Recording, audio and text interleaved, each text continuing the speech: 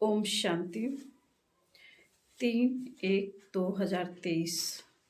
बाबा कहते हैं, मीठे बच्चे, यह सृष्टि व जमाना दुख का है। इससे नष्टो मोहा बनो, नए जमाने को याद करो, बुद्धि योग इसे दुनिया से निकाल नई दुनिया में लगाओ। बाबा ने कहा, बुद्धि योग इस दुनिया से निकाल नई दुनिया से लगाओ।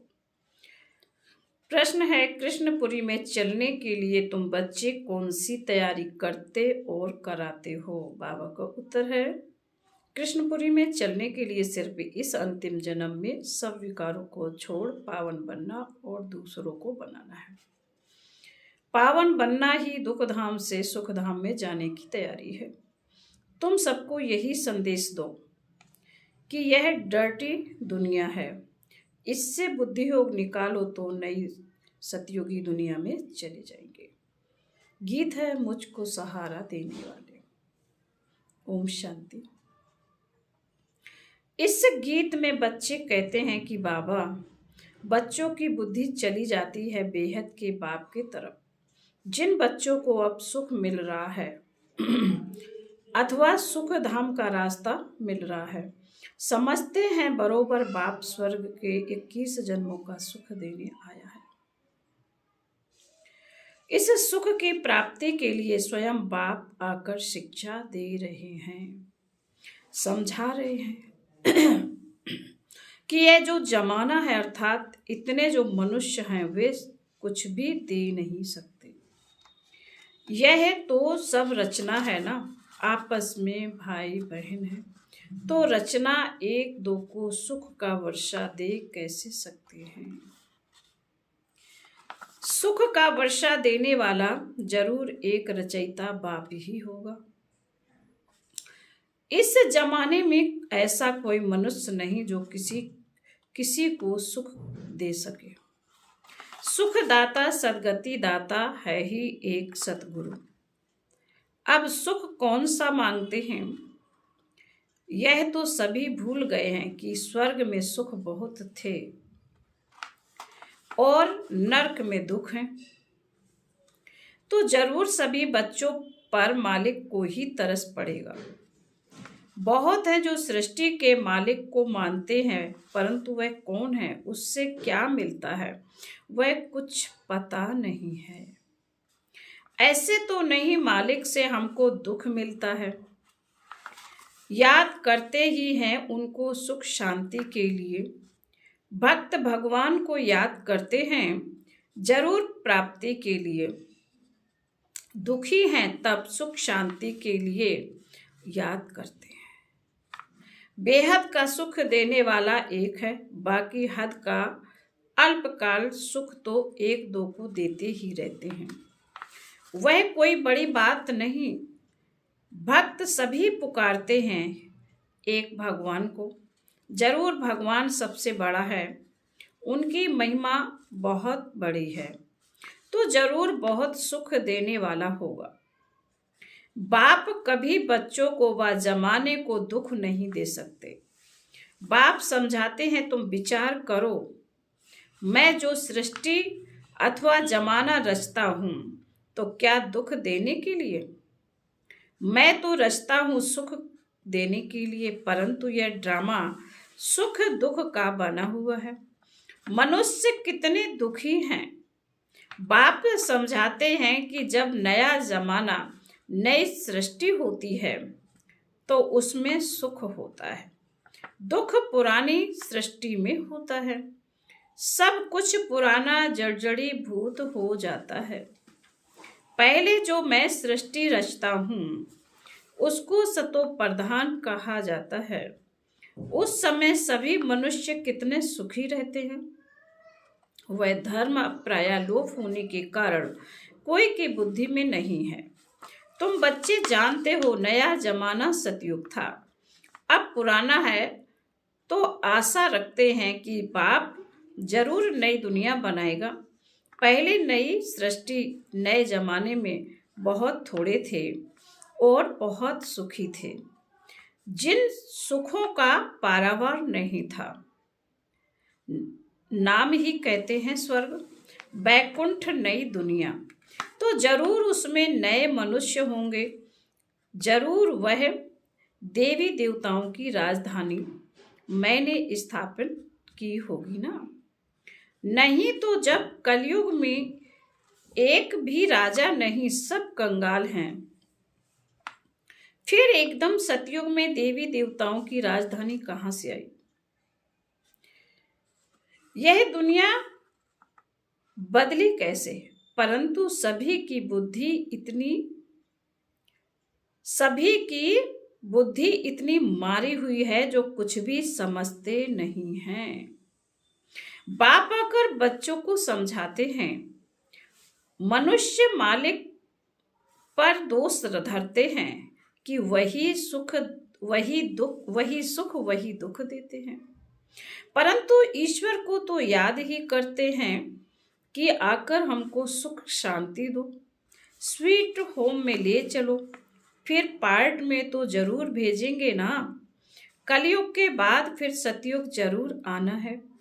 मनुष्य तो रावण की मत पर हैं, श्रेष्ठ मत तो है ही श्रीमत। बाप कहते हैं मैं सहज राजयोग सिखलाता हूँ, मैं कोई गीता का श्लोक आदि नहीं गाता हूँ। जो तुम गाते हो क्या बाप बैठ गीता सिखाएंगे? मैं तो सहज राजयोग सिखलाता हूँ। स्कूल में गीत कविताएं सुनाई जाती हैं क्या? स्कूल में तो पढ़ाया जाता है। बाप भी कहते हैं तुम बच्चों को मैं पढ़ा रहा हूँ, राजयोग सिखला रहा हूँ। मेरे साथ और कोई का भी योग नहीं है।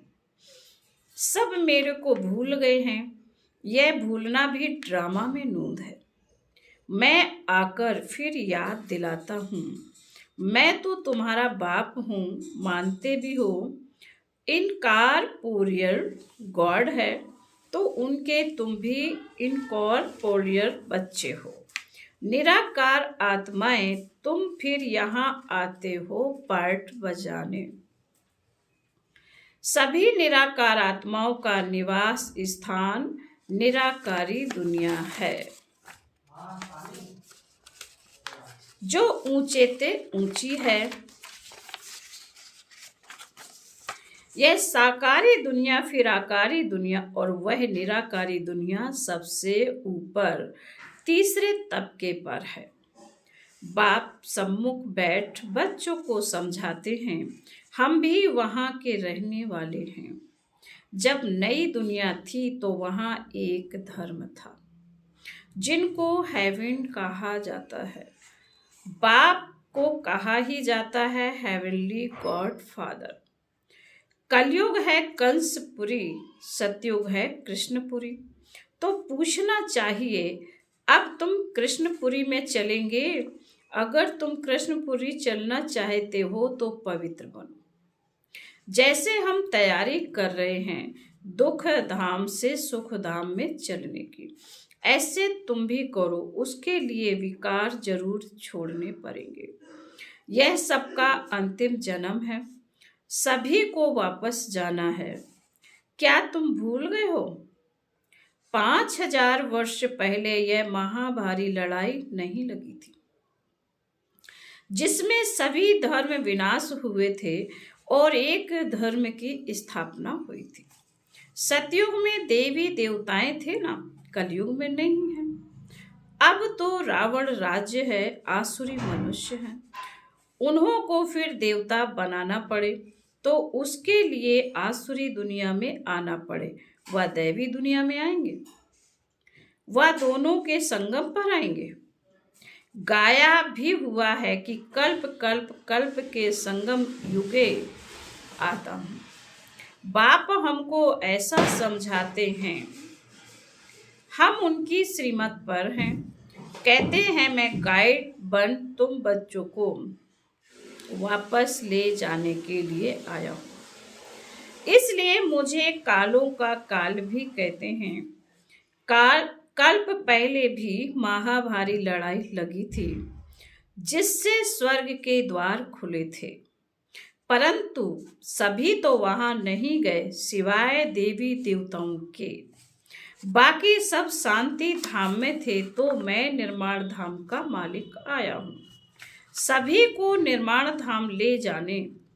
तुम रावण की जंजीरों में फंसे हुए विकारी मूत पलीती आसुरी गुणों वाले हो। काम है नंबर 1 डर्टी, फिर क्रोध लोभ नंबर 12 डर्टी है, तो सारी दुनिया से नष्टो मोहा भी होना है, तब तो स्वर्ग में चलेंगे। जैसे बाप हद का मकान बनाते हैं तो बुद्धि उसमें लग जाती है। बच्चे कहते हैं बाबा इसमें यह बनाना है, बच्चे कहते बाबा इसमें यह बनाना, अच्छा मकान बनाना। वह वैसे बेहद का बाप कहते हैं मैं तुम्हारे लिए नई दुनिया स्वर्ग कैसे अच्छा बनाता हूँ। तो तुम्हारा बुद्धि योग पुरानी दुनिया से टूट जाना चाहिए। यहाँ रखा ही क्या है, देह भी पुरानी आत्मा में खाद पड़ी हुई है, वह निकलेगी तब जब तुम योग में रहेंगे। ज्ञान भी धारण होगा। यह बाबा भाषण कर रहे हैं। हे बच्चे, तुम सभी आत्माएं मेरी रचना हो, आत्मा के स्वरूप में भाई भाई हो। अब तुम सभी को मेरे पास वापस आना है। अभी सब तमो प्रधान बन चुके हो। रावण राज्य है ना, तुम पहले नहीं जानते थे कि रावण राज कब से आरंभ होता है।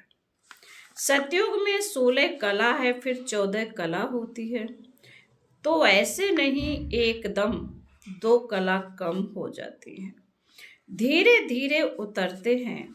अभी तो कोई कला नहीं है, पूरा ग्रहण लगा हुआ है। अब बाप कहते हैं कि दे दान तो छूटे ग्रहण, 5 विकारों का दान दे दो और कोई पाप नहीं करो। भारतवासी रावण को जलाते हैं। जरूर रावण का राज्य है, परंतु रावण राज्य किसको कहते हैं, राम राज्य किसको कहते हैं, यह भी नहीं जानते। कहते हैं राम राज्य हो, नया भारत हो, परंतु एक भी नहीं जानते कि नई दुनिया नया भारत कब होता है। सभी कब्र में सोए पड़े हुए हैं। अब तुम बच्चों को तो सतयुगी झाड़ देखने में आ रहा है। यहाँ तो कोई देवता है नहीं, तो यह बाप आकर समझाते हैं।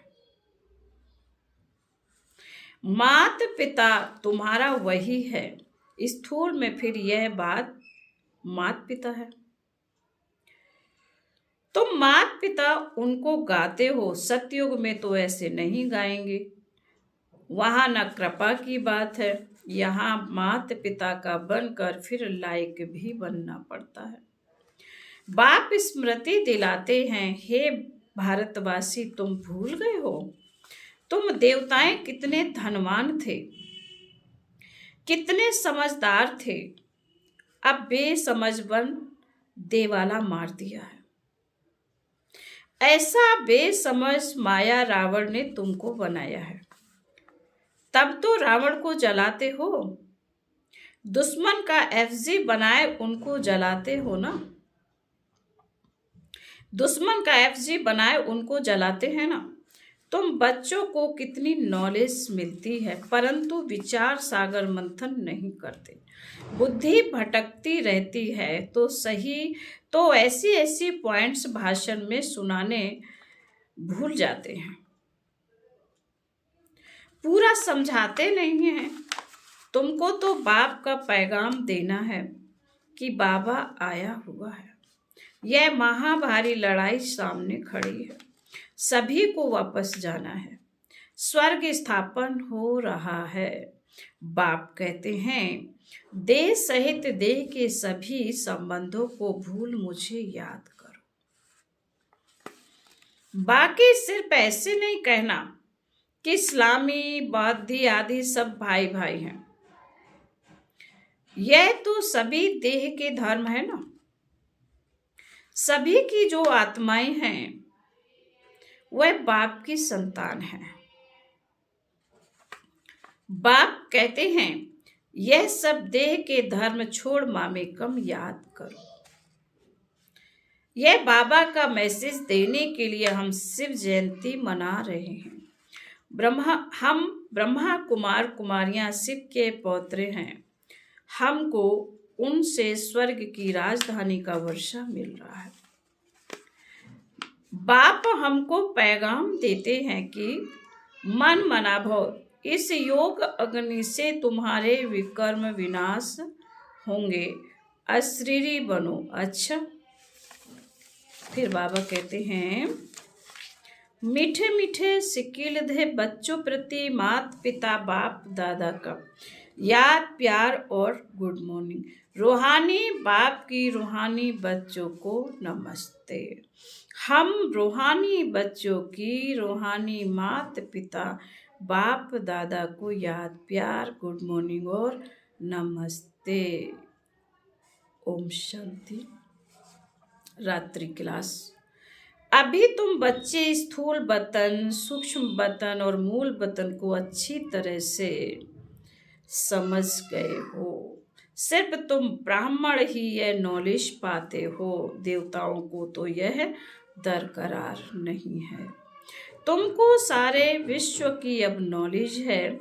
तुम पहले शूद्र वर्ण के थे, फिर ब्रह्मा कुमार बने, तो यह नॉलेज देते हैं जिससे तुम्हारी डीटी डिनास्टी स्थापन हो रही है।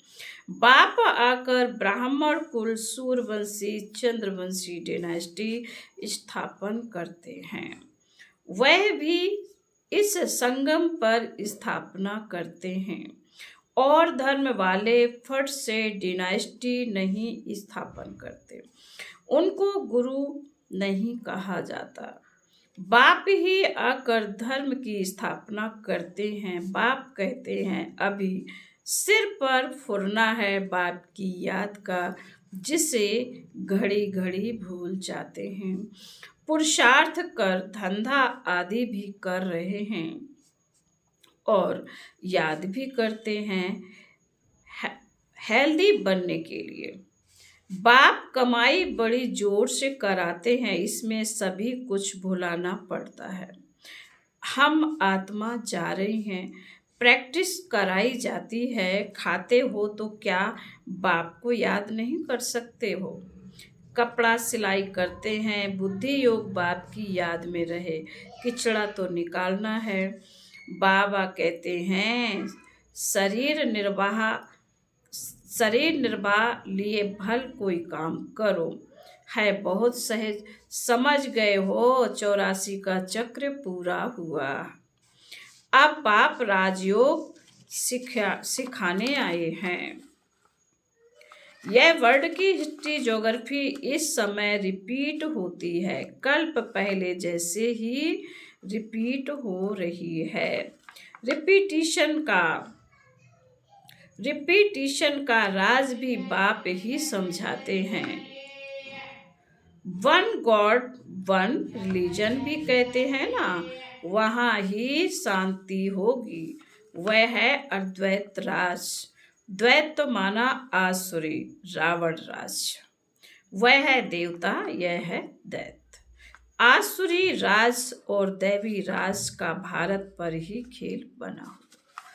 भारत का आदि सनातन धर्म था, पवित्र प्रवृत्ति मार्ग था। फिर पाप आकर पवित्र प्रवृत्ति मार्ग बनाते हैं। हम सो देवता थे, फिर कला कम होती गई, हम सो शूद्र डिनास्टी में आए हैं। बाप पढ़ाते ऐसे हैं जैसे टीचर लोग पढ़ाते हैं। स्टूडेंट्स सुनते हैं, अच्छे स्टूडेंट्स पूरा ध्यान देते हैं, मिस नहीं करते हैं। यह पढ़ाई रेगुलर चाहिए। ऐसी गॉडली यूनिवर्सिटी में एब्सेंट नहीं होनी चाहिए। बाबा गुहा गुहा बातें सुनाते रहते हैं। अच्छा, गुड नाइट।